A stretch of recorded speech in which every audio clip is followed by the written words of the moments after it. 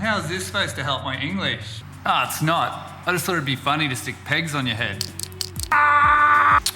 No, wait, keep watching. I'm going to show you a quick memory trick with pegs and your body that can boost your English vocabulary.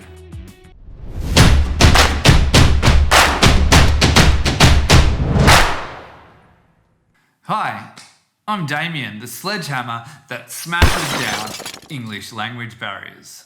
In this series, we look at short and sweet memory tricks that can boost your English. Everything from general vocabulary to more annoying things like the IELTS test. In this episode, we focus on the body peg method. Ow, that really hurt. What is the body peg method? It's a memory technique that uses something everybody has, their body, to help remember new vocabulary and phrases in English. You can choose as many body parts as you like, but let's start with 10. The most important thing here is that you start at the top and finish at the bottom. 1. Top of the head. 2. Ears. 3. Eyes. 4. Nose. 5. Mouth. 6. Chin. 7. Armpit. 8. Belly button. 9. Knees. 10. Feet. Are you ready to start pegging? Now you can attach anything you want to your body peg list, such as shopping list, vocabulary list, and kill list. I want to give you 2 examples, an easy shopping list and a more complicated list for use with the IELTS test writing part 2. On the first 5 pegs of our body, we want to remember a shopping list. Coffee, olive oil, chili, pasta, and toilet paper. These items are then linked to the top of the head, ears, eyes, nose, and mouth. Now the final step is really important. Go. This is where you connect the body part to the thing you want to remember and you make it as vivid as possible. Make it crazy. Make it weird. Even make it smelly. Whoa. Let's get Pronunciation Panda to demonstrate this step. Number 1, the top of the head. Imagine someone cooking coffee on the top of your head. To go with this, there's a loud sizzling sound with a strong smell of burnt hair and flesh. 2, the ear.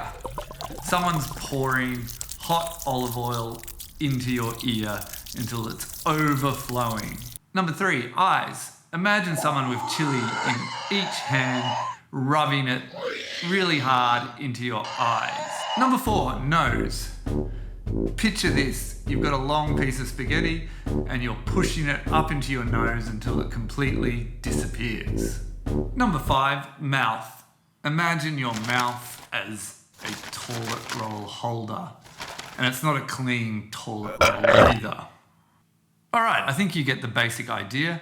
Let's move on to something a little bit more abstract, IELTS linking words. Some of you watching might have some experience with taking the IELTS test.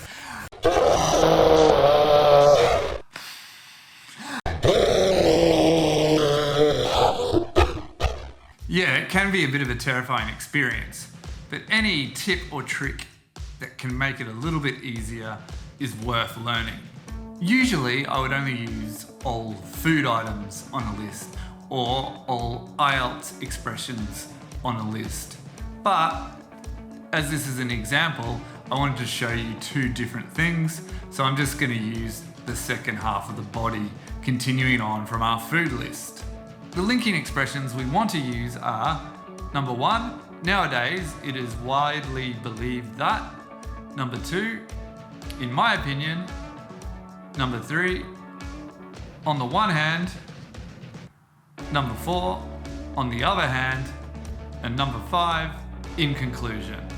The first peg point is the chin. For this, I would make a bit of an acronym out of the first letters of the word. So we have nowadays, it's, and that would become knits. And a nit is a small sort of parasite or insect that lives in your hair. So after that, we have WBT left, which is widely believed that. So to help remember this, I would have a giant nit running or racing Bruce Lee across a wide road on the chin. So nits, WBT. Number 2, armpit, in my opinion. So opinion has the word like a pin. So I imagine a badge with IMO on it for in my opinion, pinned into my armpit with blood running out of it. Pretty memorable, yeah? Number 3, belly button. This is for the expression on the one hand. For this, I have a hand ripping out of the belly button, holding a 1 on it. Number 4 is the knee, which is on the other hand. For this, I will change my knee to an udder. Now, udder is that part of the cow where you get milk from, so udder is very similar sounding, so that'll help remember that part of the expression. And then I'll have a hand squeezing the udder attached to the knee and spraying out milk, so on the other hand. And finally, feet, which is in conclusion. So I take the 2 first letters, IC, and then I'll cover my feet in icy water so much that my feet get frostbite and turn black and smelly. So that one's IC. Okay, over to you. Let's see what you can remember from our shopping list and our IELTS linking words. So grab a piece of paper, draw a picture of Pronunciation Panda on that piece of paper, and then try and add the 10 items that we've just remembered. 5 minutes later. Hopefully those vivid images helped you remember some of the items from my food list and the IELTS linking words. But hey, don't worry if you don't remember them all, because you still need to do some spaced repetition to really lock those words into your memory. What is spaced repetition? Well, let me explain with some Lego bricks. The first time you learn something, such as that shopping list or the IELTS linking words using the body peg method, it might not stick in your memory. You might even forget it. But if you review, you will create a stronger memory. So you need to go back and review. I mean, this counts for vocabulary or grammar or anything you do in life. You need to go back and review multiple times. And even better is to use spaced repetition. So you put some time in between each review session.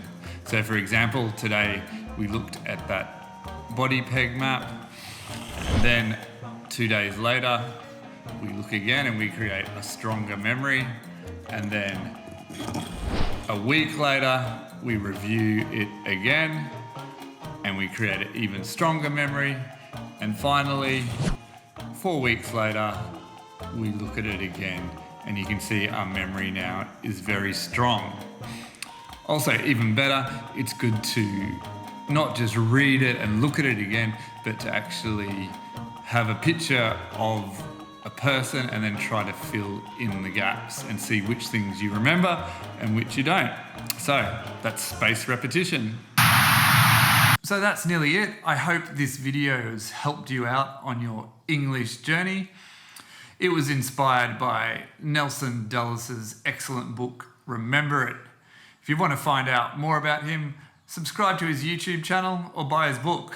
I'll put some links below in the description. Also, why don't you leave a comment below about the types of memory tricks you use to remember new words or phrases in English. And I hope to see you without your English mask on in the near future. See you next time. Remember to sledgehammer that subscribe button, hit that bell for reminders, And most importantly, start smashing English language barriers today.